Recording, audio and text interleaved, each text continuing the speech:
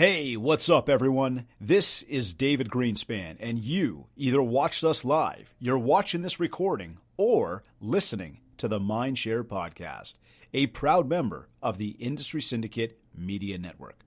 Additional podcasts are available at industrysyndicate.com and mindshare101.com.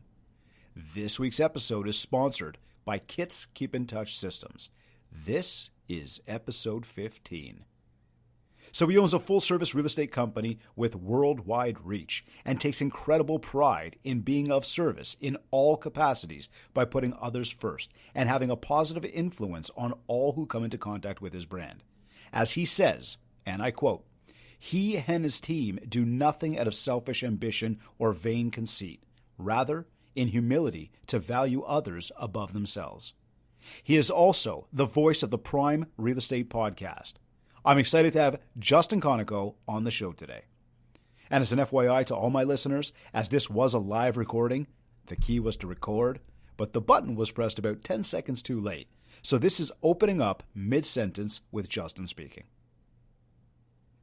Where the puck is going, and that's super important to be aware of, right? Especially in a world where things are moving so quickly and, it almost seems like you have to be 3 steps ahead of everybody else. It's such a collaborative group, and I've been watching what you're doing, and you're not that far from me. That's the one thing that blew my mind. Right? I'm like, man, we can get stuck in our own echo chambers so much that we don't even realize the talent that is a couple hours away. So I'm really happy we connected. I'm glad you reached out to set this up because I think we can jam on some stuff. I'm excited to sharpen my sword, and if there's any value that I can bring you or your audience, then let's get after it, man.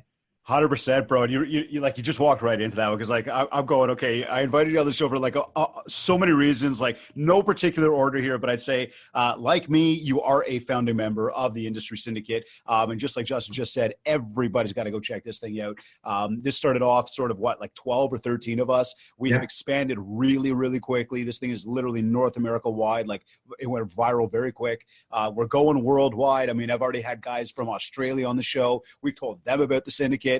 So this is just badass, but that was one of the reasons. Another reason was the fact that, you're Canadian, eh? That'd be good. Beyond that, you do a ton of video just like I do. And I want my audience and everybody watching this thing to understand what you're up to and get on that and follow Justin. Make sure you're checking him out because this stuff, I love watching it, dude. You got wicked energy. It's a great message. It's put together well. And then beyond it all, and I didn't ask you this, but I'm going to make a serious assumption here. You are a Leafs fan, right? Not at all. Born and raised in Montreal. I saw the jersey hanging on the wall, and I didn't say anything. Ladies and gentlemen, thank you for watching the Mindshare podcast. This is the quickest edition I've ever done. Yeah, no doubt. I know it's Leafs Nation, man. Try living in Ontario, being a Habs fan. London's a funny place. We end up having quite a few French people and Habs fans here, so maybe that's why I ended up here. But born and raised, going to the old Forum in Montreal. I actually miss it. They have a fancy new building now, but I still remember the gritty feel of there. And then where I'm located, we're actually closer to Michigan, right? So when I go see the original 6, I always go to Detroit. But if it's the Leafs playing Detroit, I'll go down there. Any of the original 6 teams I love. So, I get your struggle, and hey, at least we're both Canadian, right? Right. Listen, dude, I will say this, okay? And as much as I am a Leafs fan, so there's just, that born and raised thing of going I just don't like the Habs because I'm a Leafs fan, period. 100%. I get it. But I will say that a couple of years ago, I was invited by a buddy of mine to go see a Habs game in Montreal. And we sat 3 rows from the ice. And, not knocking anybody with colored hair or anybody that likes camouflage, because I like camouflage, don't necessarily color my hair, but front row was somebody with colored hair, just whatever, pink or something. And the guy was wearing a camouflage hoodie. Now, why do I bring that up? It's no knock on anybody, but come to Toronto and everybody is, dressed a lot more like yourself. They're not necessarily there for hockey. They're there for business, and it's very, very quiet. So the nice thing that happened with with the Forum in Montreal was they were loud. They were passionate, man. They were animals. It was a wicked experience. Quite frankly, the ACC, Scotiabank Arena, whatever you want to call it these days here in Toronto. Every time I go there, I get the chills because I'm at the home of my Leafs. Yeah. But buddy, it did not compare to what Montreal. It was a wicked atmosphere in Montreal. So I will give them credit where credit is due. kudos for that, man. I appreciate you doing that. Right? It's very clear cut. I think we live in a global village, and I mean, going to different places and traveling, and you and I both probably jam on that because we know people in different markets with the industry syndicate. I know they're talking about doing an event in June. There's a lot of stuff where we go to other markets and other cities, and, you know, we do live in a global village, and we can kind of take the best from every city and see that, right? Like that hustle that exists in Toronto, and, you know, just how like it's the New York of Canada when you look at it, right? Yeah. Like I was just in New York in December with Sirhan, that whole crew. And I really thought, I'm like, man, it does have the same glimmers of what Toronto is. Montreal's pure chaos, right? Like I tell people, I'm like, drive in Toronto and drive in Montreal. Montreal, there's no road signs. You walk into a restaurant, the menu might be in a language you can read or might not. The guy might serve you right away, or he might come out of the back because he's the cook. Like you never know what's going to happen. So you do get that flavor, especially what you felt when you were there. It's funny how you compare Toronto and Montreal, and I used to do that. And I used to think before I ever went to, Toronto, New York, and before I ever went to New York, I thought I was from a big city. Like I thought Toronto was big, and I mean, lo and behold, in comparison to like any city here in Canada, it's massive. But yeah. I went to New York, and I thought, oh my God, man, everything's up. You know, like everything's so tall, and you're looking around. I thought, from a little farm town up in Canada, eh? Well, think about that. There was a podcast I was listening to, and they were talking about how the glimmers of what's happening in Toronto right now are very similar to what happened in New York back in the 50s. So New York went through a time when they were looking at rezoning the different neighborhoods and the infill intensification. They almost lost the fight.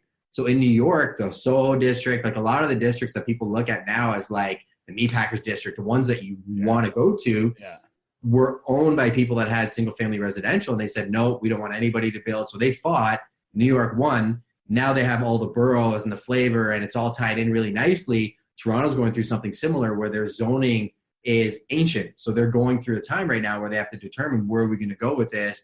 What are we going to allow? What are we not going to allow? And that's what they were talking about. They're like, you know, Toronto's in a unique position where it could go down the path of a New York City where you'll have cities within cities and boroughs and different areas you can go to. And I think it's going to go that direction, but we're just, 30, 40 years behind where New York actually went. So, which is kind of a cool place to be, especially that you live there, right? Oh, dude, listen, I love the city. Like, I'll tell you, I travel like crazy. I go to so many different places, go through so many different airports. And the cool thing about Toronto, like, I mean, it's diverse. You got so many different walks of people who are walking through this place. There's so much to see. There's so much to do. Traffic sucks. Yeah. But outside of that, I mean, just to what you just said, like, even in terms of like, sort of the boroughs and kind of like taking those cities within a city, like we're definitely getting there. You know what I mean? We're definitely, it's growing. I mean, from where I live, to watch how many buildings and condos and like high rises have gone up since I've been on this earth, kind of living in the same areas for most of my life. Yeah. It's wild, right? Like it's crazy to see both of that. If someone think about the infrastructure, the roads, to understand, like, it's fine. You put in the power, you put in the sewers, and you put in everything else. But what about the roads?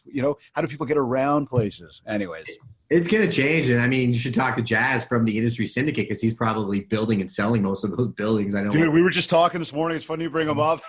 Yeah, he's like a brother to me, man. Like I've known him for, it's got to be going on 5 years now. Oh yeah. And same thing, right? Like it was almost like the industry syndicate thing, but we would see each other a couple times a year, and like I try and call him in the morning, and he's in the GTA. And I'll be like, hey, what are you looking at right now? And he'll be like, traffic. And he's like, what are you looking at? I'm like, a cow, because I'm driving in from my right? So that's jokes. But so listen, my goal for this podcast, as usual, is to leave listeners walking away with little nuggets that they can use to build mind share.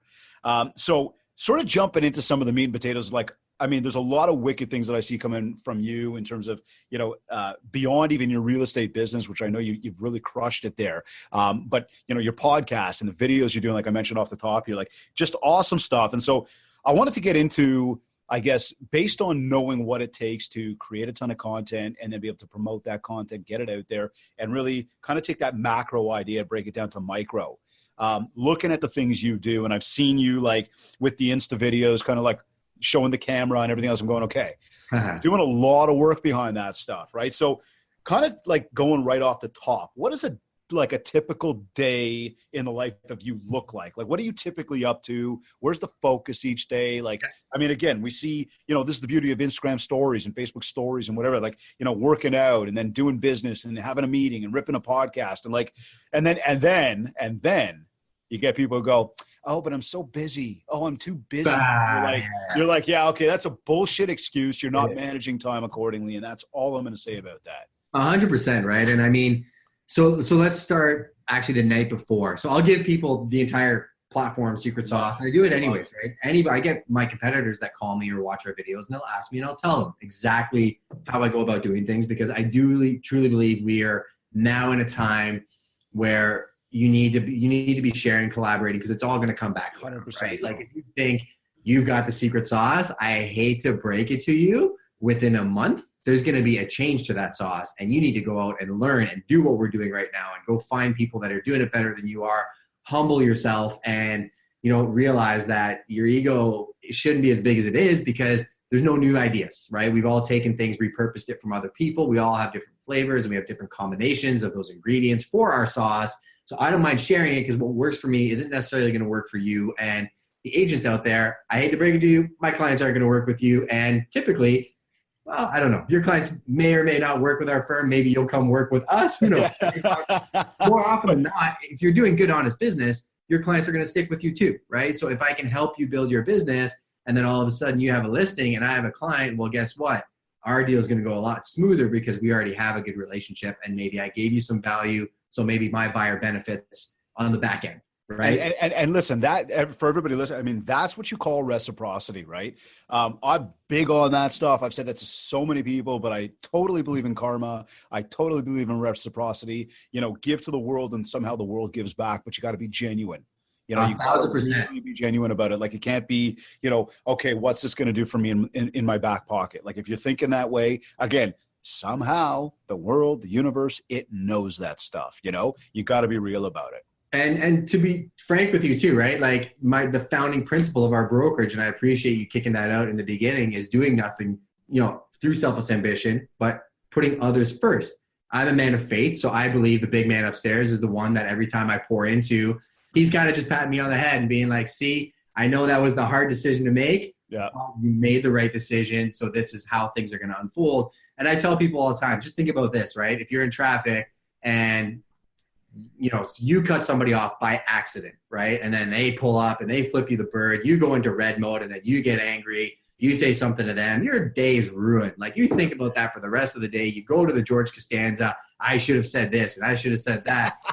But if you extend a little bit of grace and reciprocity and own it and say, you know what, man, I'm sorry, that was my fault, you don't think about it again. So this is kind of the same concept in, a business setting, where you have to put others first, right? You have to really give more than you're taking, and you got to hold yourself accountable. And exactly what you said, it's easy to say, it's really hard to put into practice when there's money on the table, and you got to make decisions that are right for the people that you're working with, or giving value, not expecting anything. Maybe you give value to somebody and they turn around and try to stab you in the back. That's life. Be the bigger person, walk away, and your reputation builds over time. And you end up with a group of people like we've happened to meet, right? So going back, because I get off topic sometimes, let's look at my day, right? So the night before, mind sweep. So everything that I did that day, I put it on a piece of paper. I have a couple apps and stuff that I use to organize. I try and systemize it to one app, and then I use one app daily. So I live by my calendar. Anything critical goes in my calendar the next day. I time block my entire schedule from when I'm going to post my social stuff. I have an entire content calendar for the year, broke it down quarterly, monthly, weekly, daily. So it's literally a calendar that's on my Google Calendar that's color-coded purple. I turn it off most of the time, but if I need a reminder, I turn it on. And I'm like, oh yeah, I'm supposed to do that. Because I used it to develop a habit over a couple of years of knowing, but I know at 7 a.m. what I'm posting on Instagram. Right. Now I have to curate the content, and that's actively thinking about it in my day-to-day. But it's so automated for me now that, like, I'll be at a property inspection, I'll see something that people need to know about, I'll snap a photo or shoot a video, just keep it in my database. And then when it's time to post, I've got it there. I know where I'm going to repurpose it. So the night before, everything's time blocked. I wake up in the morning, It's my routine. The first thing I do is I take some time, I pray. You know, some people do different things, whatever. You know, I go through some scripture, I journal right after that, and I just write down what I learned. And this is things people can take to anything, right? If you're learning something, take notes. Yeah. Writing it down will actually anchor it, and then it gives me a purpose for the day. And I think, how can I take what I learned today and put that into practice and you know, help other people in my community? So that goes into putting me in that mindset of putting others first. Then I bang a workout. That's just, I hold myself accountable. I have to do it. And then I spend time with my wife and my daughter, you know, pour into them. But my day is already scheduled. So I am not responding to the whirlwind, as I like to call it. It's already time blocked. I know what I'm doing. I know what my priorities are. That's done. My daughter's off to school. My wife runs the brokerage with me. Maybe she's in her whirlwind. I bang out 30 minutes of email. One tip I'll give people, because everybody deals with the email whirlwind, time block it 3 times a day. Don't check it throughout the day unless you have something critical coming, because you'll spend your whole day hitting your phone. Those micro interruptions will slow you down. Time block, try to get to inbox 0, 30 minutes of focused email. Incredible. You can get through a lot. Oh, yeah. Touch it once. If it's going to take longer than 5 minutes, file it on a to-do list and then get it out of your inbox. If there's a it's like not being a slave to other people's messages, and that could be DMs, that could be emails, whatever it is. You've got a time. I love what you're saying there. I mean, I operate pretty much exactly the same way.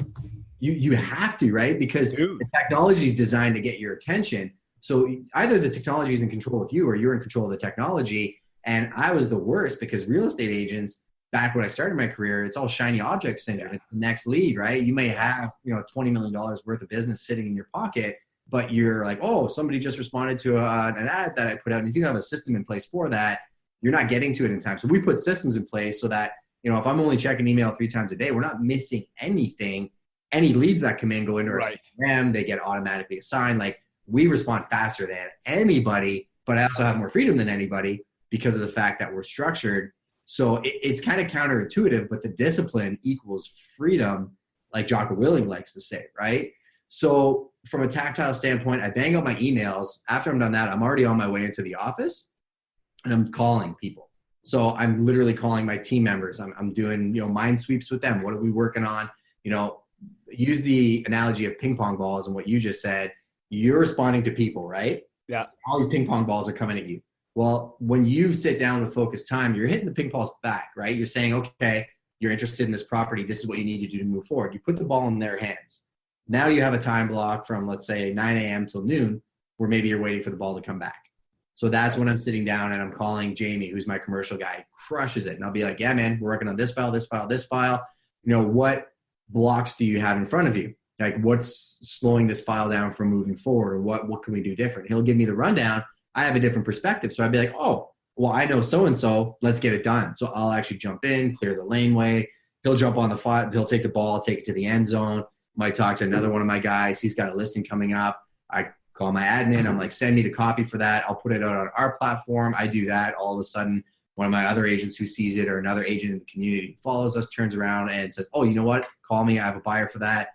So it's all planned to repurpose itself. So like, that was something I struggled with a little bit, where you can spend too much time hiding behind email and video and social. Yeah. Oh, yeah. You're not actually doing anything, or there's no end game. The one thing that I'm excited about that you gave me this opportunity is, you know, if you're just somebody out in the field, you may look at everything I do on social and be like, man, he put out, you know, X amount of videos and he's on social all the time. He's doing this. Like, how much real estate is he selling? And I still skew like 65 to 85% real estate content that we put out there, and we're insanely active. It's easy to get that misconception if you don't understand the structure behind it, because the time blocks and everything else, like, it's already done. Like my Clover, I'll use Prime Daily as an example, right? So my daily videos, I've had people call me and be like, man, that must take so much time. I'm like, it's 7 minutes, start to finish, right? Like, I've been doing it and it's structured and my workflow structured. It takes less time for me to do that than you to sit down and go scroll through your Facebook and go down a wormhole for an hour. I can bang out 6 videos in that time, right? But a lot of it was a learning curve and going through that fire to get to the point where it was structured, right? So like another part of the structure that's key, and I'm just going to go and kind of go long for you here, is I'm making the calls. I'm in the office. I meet with the team. I've got appointments throughout the day, right? So I'll bang out our appointments. If I can, I'll always try and throw something fun in the day. So before this meeting, I was at Adrenaline. I was doing jiu-jitsu with a bunch of friends of mine. Half of them were my clients. Like that just happened how that went. But, you know, we were talking about some marketing stuff. There's a guy there that I do some work with who's an awesome dude. And we were talking like, I'm doing something fun. I'm doing jiu-jitsu for an hour, but I'm actually accomplishing a ton for work. And I'm just multi-purposing my time and making sure that it all goes back to what my core beliefs are, right? So then I finish that, I sit down, I rip off a podcast with you. As soon as we're done this, grab a bite to eat. I've got an appointment at 2:15. We're going to go sign a listing for a new commercial space that we're going to lease. I've got two residential properties that are going to be hitting the market. We have 91 new home project that we're working on over the next 3 years that we're launching. So there's, I think, 4 listings coming up from that.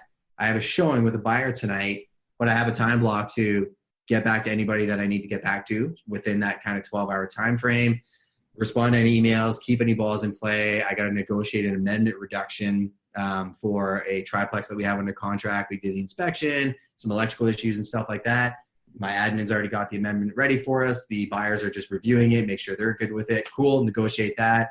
That's all time block. So I know once we're done this call, take 30 minutes to negotiate that with the agent, put the ball back in place. So like, you know, if your audience is watching this and it sounds like a lot, it's not, as long as each minute is focused effort and you're not getting distracted by the whirlwind and responding to people, right? And then this is kind of long tail, but get to the end of the day, say I typically will try to have dinner with my wife and daughter every night. You know, I at least try and take an hour and just spend that time with them because that's important to me.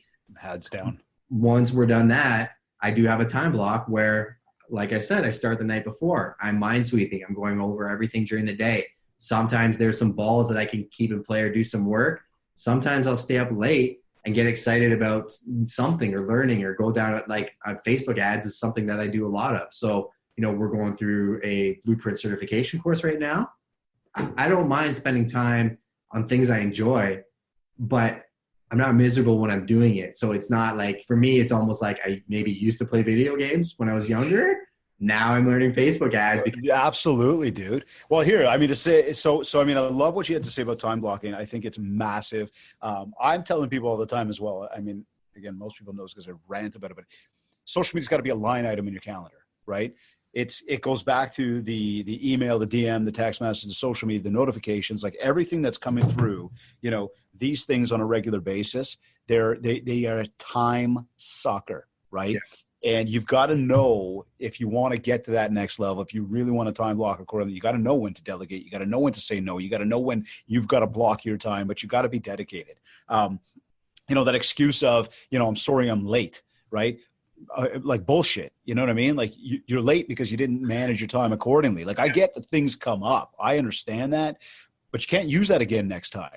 Right. No. So it's like, what are you doing to really block it? And I mean, you know, I was having a conversation with somebody recently and she was saying to me that like, she really wants to get onto Instagram, but you know, she just doesn't have time. And I'm like, do you know how stupid freaking easy it is to post something on Instagram? Like, what do you mean you don't have time? Oh, I'm so busy. I got this coming. I got that coming. I'm like, and I'm thinking to myself, you know, you start to go through like what you just mentioned of what your day looks like. And I know what my day looks like. Like I got 2 kids at home. My son plays an enormous amount of hockey. So I'm driving around like an animal to hockey rinks and I'm spending a lot of time there. And a lot of the times in there, you can't even get cell reception. Like you can't get anything, right? Oh, so, I didn't. Yeah, man. So like and it's little things. Like if you wanted to sit there while he's on the ice, you know, go ahead and answer some emails, you might have a tough time doing that. So again, blocking that time is huge. And I know for myself, and I mean, this is not my line, but you want to make above average money, you need to work above average hours. Yeah. And so if I'm going to take my 3-4 hours in the middle of the day or like at the end of an afternoon to go and do the hockey ring thing, that time has to be made up later on. And so again, everything's got dedication to it, where I will put in his hockey, and it's not just the hour that he's on the ice. It's the half an hour it takes me to go get him. It's the hour ahead of time he's got to be at the rink, let's say, for a game. It's the hour he's on the ice. The half hour it's going to take him to get out undressed. Half an hour to get out of the rink and back home. Like, you know what I mean? Like, it's got to be there in order to get it all done. Mm-hmm. So you talk about video, coming up with content, like it takes you 7 minutes. I mean, I love that because I know for myself as well, like I don't do my Mind Show 101 rants daily the way you do those, but I do, the 60-second rip. I release them once a week. Yeah. I go live every day though in my private members group. And so it takes a lot of content. So that whole mind sweep that you do, I love the way you say that. I mean, for me, it's a lot of it is sort of that admin at the end where that's my to-do item in my calendar. So that's an item that carries forward every day, because if there's certain hanging, they also have to get done. It lets me know where I'm going to be tackling later on at night when the kids go down to bed, because yes, family is absolutely crucial. I mean, you've got the kids at home, you got the wife at home, or the spouse, the significant other, whatever. Yeah. That's why we do this stuff. I mean, that's why I do it. I enjoy what we're doing right now, but quite frankly, I enjoy hanging with my kids. That's like the best thing in the world. I want to maximize my time with them at the same time as build my brand, right? It all comes in tandem, right? So think about this. This is another little gold thing that I heard. It was actually my pastor that told me this, and he's like, now that you're getting married, and he's a very close friend of mine. Like, I've traveled with him, and amazing man. So picture you've got 5 or 6 cups in your life, whatever that is to you, right? So one cup is Justin, my own personal satisfaction. The next cup is my relationship with my wife, me as a dad, me from a business perspective. It's like, you've only got, a gallon jug of water. He's like, you can pour it all into Justin's cup, and then all the other ones are empty. He's like, or you can pour a little bit into Justin's, you could pour it more into you and Shannon, you could pour more into Faith, and pour more into your work. But he's like, keep in mind, you got to keep some type of a balance, but you'll go through seasons where, I'll tell my wife, like, we just got back from a vacation. The team crushed it while I was gone. I worked while I was away. We have systems in place to deal with that. So I could leave. Yep. Nothing gets dropped. We did more business, actually. But I can tell her this week, hey, Shan, you know what? I'm going to be working late tonight. Like, my work cup is going to be full this week because I'm farming for the next 60 to 90 days. And she's cool with that because that's important too, right? For spouses to feel valued, to feel communicated with. We have a rule here where you don't book anything after 6 p.m. without telling your significant other first. Sirhan gave me that. And he said, 90% of the time, they're never going to say no. But the time where there's something important that they need, they're going to say, you know what? I need you. And you tell your client that, your client's not going to care. Like, they're usually going to say, well, is there somebody else, or can we just do it earlier? And then you figure it out, right? But just that over communication is very important. But then deciding where you want each cup. So now I'm going into spring season. I've got some plans for taking our game to the next level. Right. My work cup is going to be here, but I'm going to be conscious that maybe I have to sacrifice some me time. Maybe, we're going to sacrifice a date night because Shannon needs a little bit of her time, or I'm going to take a day off and then spend some time with her and Faith. Whatever that looks like, be cognizant that you're never going to be able to fill every single cup, but you got to be aware of where you're at. Are you at a, 5 out of 10 in this, a 7 out of 10 in this, a 2 out of 10 in this, and adjust accordingly, right? You know what, man? I love the way I love the way you frame that whole thing. I mean, one of the things, and then a few minutes ago you said something about sort of that annual, monthly, weekly, daily type thing. And I mean, again, the way I spin that same thing is looking at those goals and going, where do I want to be in 5, 10, 20 years from now, right? What do I want life to look like? Well, now it's a matter, and this is one of the biggest things I think people really fumble through is, again, back to this idea of social and online and everything else that we've got access to. There's these perceptions out there that are completely fake, or perceptions that people have of something that ain't real. And then they go, oh my God, I got to be there. I got to get there. And I'm not there. Oh my God, this sucks, whatever. And people start to get mentally down. And I think that here, going back to the time block, as well as what I'm trying to say here about the goals. Number one, when you time block that social media, and I'm reading a book right now. Actually, it was recommended by Anthony Brown, who was on my show the other day. Okay, awesome. Own the life, own the day. What's it? Something like that. Own your day, own your life. I'll figure it out right now. But anyways, Aubrey Marcus's book. Yeah, own the day, own your life. So I'm in the middle. Read that on vacation. Okay, right, and I mean, he said something of like the way you wake up in the morning. And I mean, I've really been conscious of this for the past little while now, but I mean, again, he's reframing that almost for you as well. But it's like, hydrate yourself, get some vitamin D in you, start your day that way. Don't start your day looking at the fake shit that's out there from people, because that's going to really set you off. And like you said, that's like the guy driving in the car, flip the bird, whatever, your day's done. Yeah. Right. So this comes back now where I was going with this was the goals and everything else was, what does that lifetime kind of look like? And it's going to move and shake and change and adjust and everything else. But what does the lifetime look like?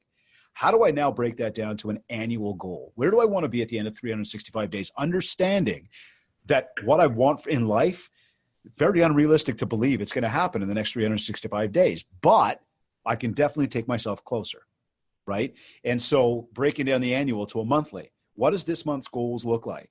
Then breaking that down to weekly. And now every single day, there's a plan for what's going on tomorrow. Every single Sunday, there's a plan for what's going on all week. And now all of that is predicated off of what does the monthly look like, which is off of the annual, which is off the lifetime. And now, as long as you're hitting those bogeys, you're moving closer. And then it comes back to the calendar, the color code, like you said, with the purple and turning things on and off. And I do that with my call lists, because my call list can be like stupidly long, bog down my calendar, be completely overwhelming. It sort of causes that anxiety of like, oh my God, I got so much to do. Or put a line item in the calendar for call time, block the time, and then turn that view on so I know what I got to do. Right. Oh, it's unreal, right? Like, so Ryan Serhant's book actually covers that. And I took a couple, like, again, you can take some things from different areas and combine them, right? So like, totally. I've got the time block, and I took his FKD, right? His FKD principle is find, keep, and do. Yep. So finding business is going out and finding business. Keeping is keeping this whole thing running.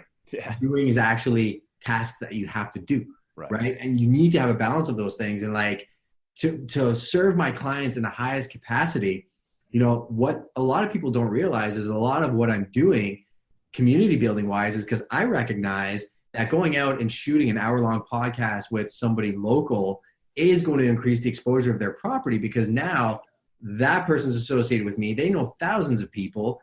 They get shared through different platforms. So all of a sudden they have a context to me. So when I list a property near them that they know somebody that wants to buy, there's a level of trust there. We have an established relationship where the negotiations can go a lot smoother, and maybe I save them tens of thousands of dollars or make them a whole pile more money, if I'm doing it with the right intent, where I'm not looking at somebody that is, just dollar signs. Like we shot one yesterday, YOU Cafe, which is Youth Opportunities Unlimited.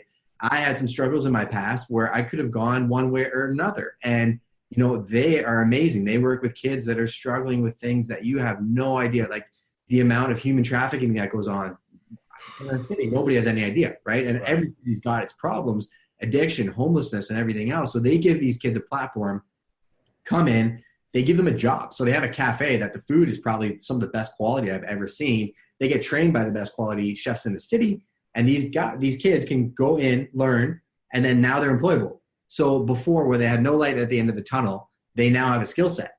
And like some of the chefs said that some of these kids are some of the most naturally talented people they've ever met. They end up going to work for somebody. There was one story of a girl who had a baby. I think she was like 14 or 15, was dropping her kid off at daycare, was spending 2 hours taking the bus to get to YOU to go through their program. And, people on the bus were ripping on her. This will come out in the podcast saying, oh, you know what, kids having kids, that's so bad. And almost stopped her from getting to the end goal. She graduated from their program. She went to Western. She now has her own apartment. She has a phenomenal job. You wouldn't even know this girl was ever homeless. Wow. Now it goes back to YOU and shows other kids that, hey, like, I'm a case study. It works. You're not stuck in this echo chamber for the rest of your life. So like, telling that story was absolutely amazing, and just, pouring some resources into them, because now, like, think about that long tail. And I didn't realize it till I left. I'm like, now people that are, maybe in the GTA and thinking about moving to a different city, maybe we're on the radar, because they're like, that's amazing that the community and the business associations are all so tied in together that, London's not somewhere I thought about. Maybe I'll Google. And then they Google, and all of a sudden my property comes up, and then they buy it. Like, you got to realize that with intent, if you're working for a purpose, it's all going to come back to you. Yeah. And, whether there's a direct correlation there, I don't really care. I've had fun doing it, but I also know that it lifts our level of service to our clients, our exposure, and just our business is proof of that, because year on year, the growth that we've had, the people that are following us that watch the shows, I didn't even realize watch them. They'll be like, oh yeah, we watch it. I know, right? That's so cool. You're like, wait a second, I've never seen a like and a comment on it. Exactly what I was going to say. And I'm like, that's the human aspect, right? Where you see people and you're like, you can show me a little bit of love, but you got to keep in mind that it's okay just once in a while, like share it or something. nobody. But you know what, dude? That's the cool thing. And like, there's the thing that most people need to really recognize, especially when putting out content. And as you just mentioned, right? It's you're getting out there with the community and you're talking about a story that, if you want to say surface level, has nothing to do with what you do for a living. Yet, if you really dig into it, I mean, I can see a million things that it has to do with what you do for a living. And now you're really becoming, what we'll call a community expert. You're becoming somebody who's in the know, somebody who people call and go, and I mean, I joke about this one a lot, but like, where's the best place to get a hamburger, around you? And when people are thinking about you for that type of stuff, it's because they start to look at you as somebody who understands what is going on around you. And that's really one aspect of kind of, I guess, what I'm sort of dissecting from what you just shared. But, even when we look at that with our audience that we're always talking to, so many people want to get into this type of thing where they want to up that social media game. They want to do more. And we tell people it's all about providing value. It's all about, giving and doing and everything else. And then there's, the excuse of time, which we just obviously acknowledged how to structure that. But even when we get into video, let me go down that road with you for a second, because you do a wicked job of it. It reminds me very much of like my stuff, where it's just like, it's energetic. It's kind of, I don't want to call it in your face in a bad way. It's like, it's a good thing. You know what I mean? It's, you capture the attention and you hold it. And that's important. I appreciate that. No, buddy. Like, dude, come on. We see a lot of people that do that. And I'm not saying everybody's going to feel the way I do it. Some people might hate it and go, oh shit, that guy again. But 100%.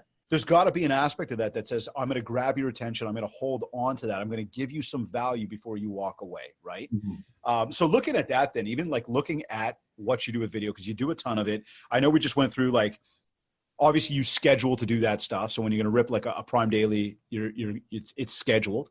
Yeah. Right? Content you've got to come up with, are you scripting the thing, or are you just giving yourself a few bullet points? How are you coming up with what you want to say? Or is this totally like, you're in the middle of lifting a weight and you're like, oh my God, I want to say this, open up the camera and start going. 100%. So this is it, right? So when it started, it was like notes on my iPhone. Yeah. A bulleted list. Yeah. Every time I saw something in the day, I go in my inbox and I'm in my mind suite. REM sends me an article and they're talking about CMHC's new 10%, down payment plan that they're trying to do. That was my last 2 episodes. Okay. I literally just save that link there. I see. And I forget about it. Right. So like, hold on. What do you do with it? So I'll say I'm in my inbox. REM kicked out the article about CMHC. I'll click on the link. I'll look at it. If I think it's something that's pertinent, I'm maybe 5 seconds into the process now. I click the link at the top, copy, paste, move on. Paste where? Paste in my notes. So I have a notes app on my iPhone. Okay. Yeah. I'll physically show it to you. And so this is where you're putting anything that's like relevant that you might want to rip a video about. You just put it in there. Yeah. Anything. So you'll just scroll through that list and kind of go, what do I want to talk about today? This is a combination of me pulling articles, audience member questions, anything. Like I have hundreds of them here. So I'm never going to ever not have content. Yeah. Because if I'm with Jamie and I talked to him this morning and he is crushing commercial deals that we're working on and like adding so much value, I'll be like, hey Siri, add reminder to text Jamie and talk about some case studies in 1 hour. That's an actual tactile tool I use all the time. Because now, say I'm out on the run, right? And I thought about that. Sorry, Siri's actually trying to do it. Yeah. Say I do that. That took me 5 seconds. In an hour, it's going to pop up on my reminders. All I have to do is click copy and paste, and now it's there. So say, 4 or 5 o'clock rolls around and I'm like, I got to shoot Prime Daily before I get out of the office. I go into the media room. I literally take my camera. I press the record button. And I'm like, man, we were just working on this deal that, nobody else would have been able to push through. Jamie got creative with this, saved the guy $100,000 on his lease. I bet you didn't even know that tenant representation was a thing. If you're thinking of opening a new office, let us know. I don't try and ask too much when I'm posting that stuff, but that's just a case study. CMHC was the same thing. I was literally about to leave the office. I didn't want to do it, right? I literally was like, I want to hop in my car, have a coffee, call my wife, maybe listen to a podcast. Look at the time. I'm like, got to do it. Walk into the media room, hit the record button. That one took me about 3 takes. Usually I get it in the first, but I talked about it and I'm like, I want to give a little bit more value because if you don't know the industry, you won't understand what I said. Simplified it again. And then I was like, you know what? This is 2 episodes. I'll cover the general overview. I'll get into some details on episode 2. So I actually recorded I recorded the one and then I recorded the second one the next day.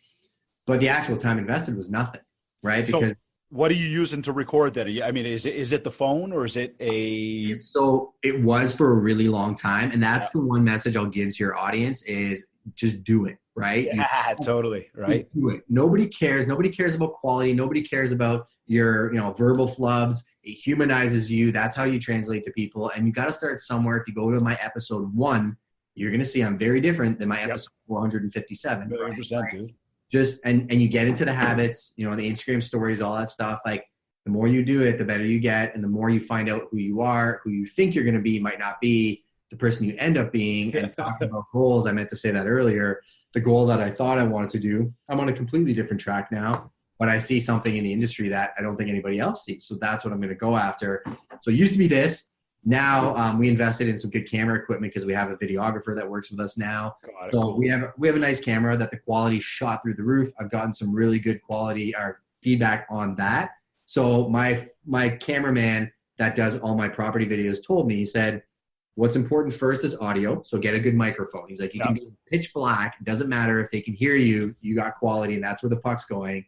Second is going to be lighting. So if you've got the audio pegged and you have your iPhone, grab a little light and just be aware of your lighting. Super important.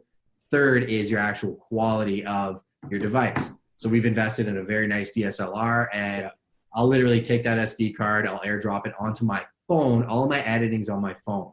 So I actually likewise. Yeah, ideal, right? Because you're on an iPhone, so you're using like the Apple whatever. No, I use Videorama. So do you? Okay, cool. One that I like personally. I bought the paid version. I'm giving that secret out there. Nobody copied the style that I use, but because for me, for iPhone, it was really good because you could do some things with it. Layovers of text, and then the exporting was really slick. And then what I did from there was I would basically initially I would just do Prime Daily episode this title. Now I do long form copy because the algorithm picks up really well. So I give some context. It gives me a description for our podcast because we repurpose that for our podcast now for our Alexa Flash briefing too. So the description goes in there, it SEOs and everything else. Yeah. Then I tag it. But essentially I basically save the post on my phone. And I used to have a note. Now I use an app called Preview to basically set it up. But now it's set up by 5 p.m. So I always post the Prime Daily at 10 p.m. every night because you need to be consistent. And I copy and paste that there. The next morning, it's actually time blocked that I'm going to repost it on LinkedIn at 9 a.m. Because I'm not hitting all my audiences on all the platforms at the same time. It's Instagram at 10 p.m. It'll be Facebook maybe at like 3 p.m. the next day, scheduled post. And then LinkedIn, it's me literally picking up my phone and hitting the button and reposting last night's video on LinkedIn because that's a great platform now too, right? So you're posting to Facebook, you're posting to Insta, you're posting to LinkedIn. You're doing YouTube as well? We do YouTube, but we've actually staggered it. So there's like 100 episode gap in YouTube. We're using our back episodes because there's some gold in there too that for sure, man, gives you a different perspective in today's market, right? And then you say you're not sharing it out to all the audiences at one time. You're actually spreading that out. What's your reasoning behind that? I don't want to annoy people, honestly. Okay, cool. Fair enough. You see the same video from me on 4 different platforms within 1 hour, you're going to unfollow me pretty quick, right? And I also think, just to hold myself accountable to posting on those other platforms, if I don't do it long tail, I don't know which one's going to win, right? Instagram might not be there forever. Facebook might not be there forever. LinkedIn might end up being the dominant player. Yeah.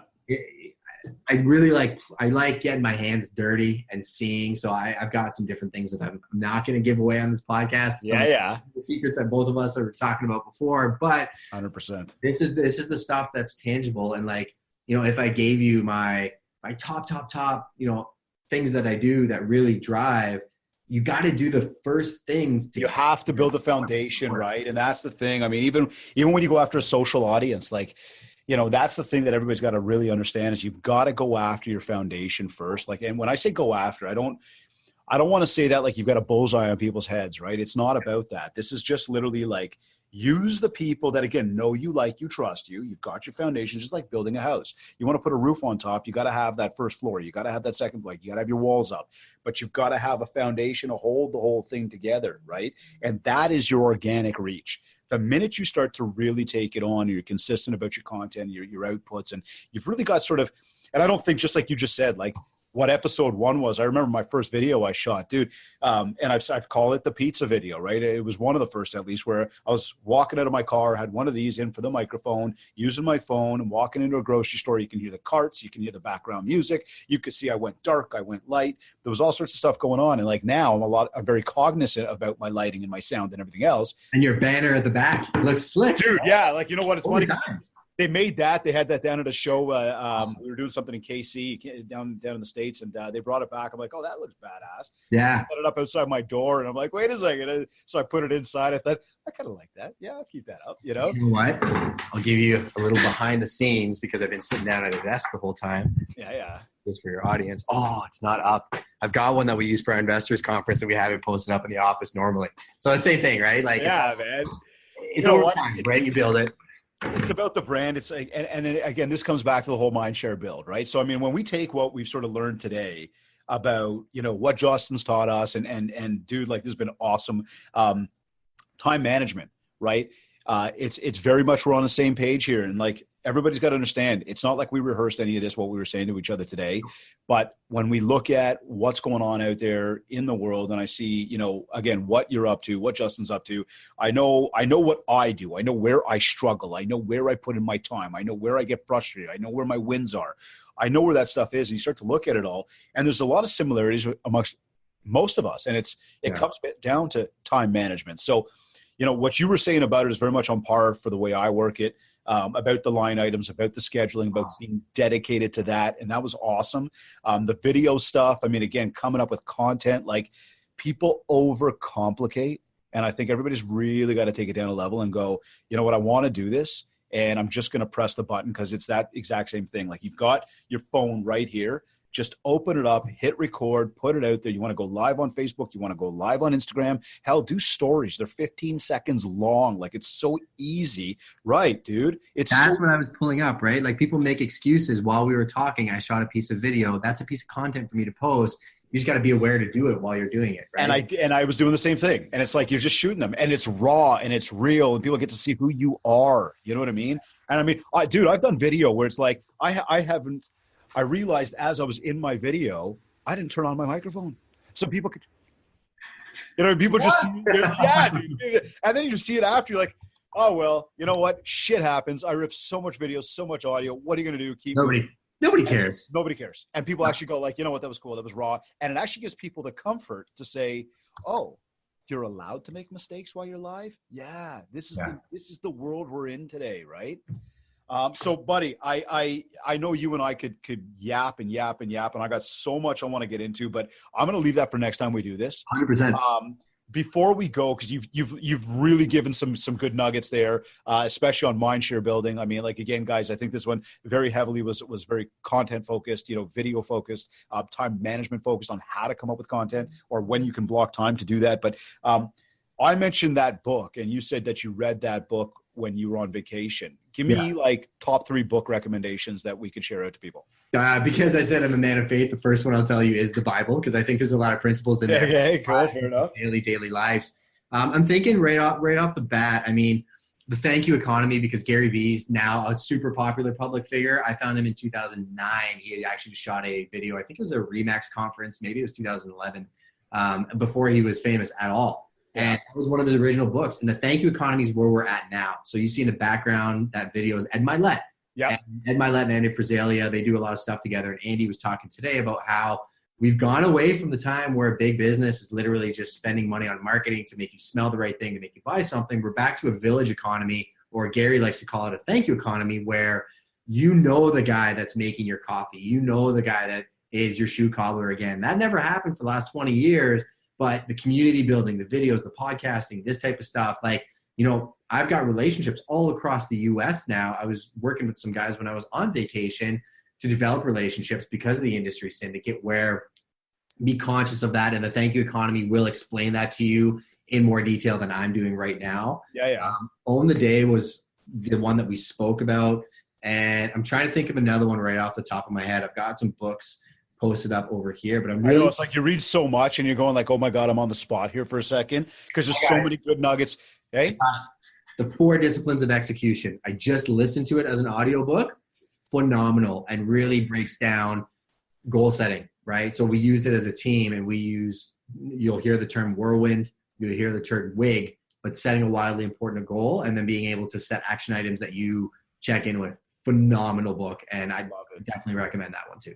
Dude, absolutely huge, man. This has been a very, very awesome, very cool, very interesting episode. I thank you sincerely for the time. My mind, every time you're speaking, my mind is whirling around with like so many different things. I just had something else I wanted to ask you about, and it totally wiped off my mind just because like that's where my mind is going right now. This has been really, really wicked. One thing I'm going to leave behind here just before we wrap to the entire audience is that Justin has just shared a ton of wicked knowledge with you guys. He's giving you some great ideas around, again, time management, content creation, execution on that content. Here's the beauty. Here is the absolute beauty of all of this. Most of you listening are not going to do jack shit. So somebody here, take it, run with it, own it, and you're going to win. Okay. Yeah. And that's the unfortunate reality. And I hope you can all prove me wrong. I'd love to see 100% of people pick up what they've learned and go and execute. I think everybody's going to win when they do it. But the reality is most people don't. So for the people that will, consistency is king. Message me, tell me what you're going to do, and I'll hold you accountable. Use the people around you and totally, right? Just tell the world you're going to do it. I said 2 years ago or whatever, 457 episodes ago, I'm going to do a daily video. I said it. I'm like, oh, how am I going to actually do that? But by saying it, it made me accountable, right? My man, Hawk is a beast. So check out the IV Mindset, or I think it's, IV Mindset podcast. He launched it with my buddy, Dan, probably one of the best fitness guys I've ever met. Definitely one of the best jiu-jitsu players I've ever met too.